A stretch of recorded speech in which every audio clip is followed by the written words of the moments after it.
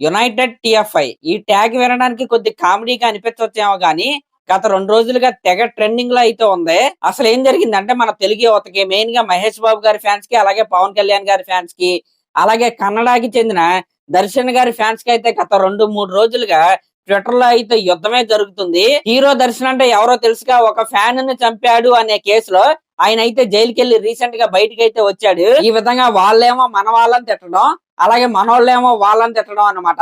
ఈ విధంగా రచ్చ రచ్చగా అయితే ట్విట్టర్ మొత్తం ఉంది గత 2 రోజులుగా. ఈ విధంగా మన తెలుగు ఫ్యాన్స్ అందరూ కూడా మా తెలుగు హీరోస్ నే మీరు ట్రోల్ చేస్తారా అనే విధంగా వీళ్ళందరూ కూడా ఒక డిఫరెంట్ ట్యాగ్ అయితే పెట్టుకుని వాళ్ళనైతే ట్రోల్ చేశారు.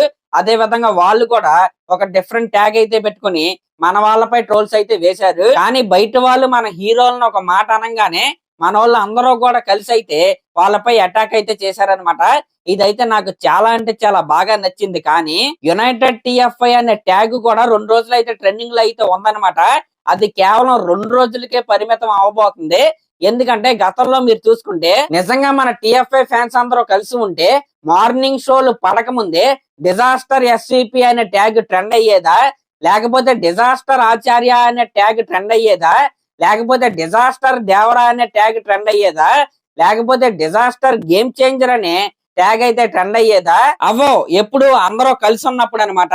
కానీ యునైటెడ్ టిఎఫ్ఐ అనే ట్యాగ్ ఏదైతే ఉందో నా దృష్టిలో అదైతే బిగ్గెస్ట్ జోకర్ ట్యాగ్ అనే నేనైతే చెప్తాను. ఎందుకంటే నిజంగా మన టాలీవుడ్ ఫ్యాన్స్ అందరూ కలిసి ఉంటే మనం ఇందాక మాట్లాడుకున్న డిజాస్టర్ హ్యాష్ ట్యాగ్స్ ఏవైతే ఉన్నాయో వాటిలో ఒక్కడు కూడా ట్రెండ్ అయ్యేది కాదు. అదనమాట మ్యాటర్. ఆఫ్ కోర్స్ అవతల వాళ్ళు మన హీరోల్ని తక్కువ చేసి ఇష్టం వచ్చినట్టు నెగిటివ్ ప్రాపగండా చేస్తుంటే మన వాళ్ళందరూ కలిసి కట్టుగా రియాక్ట్ అయితే అయ్యారు.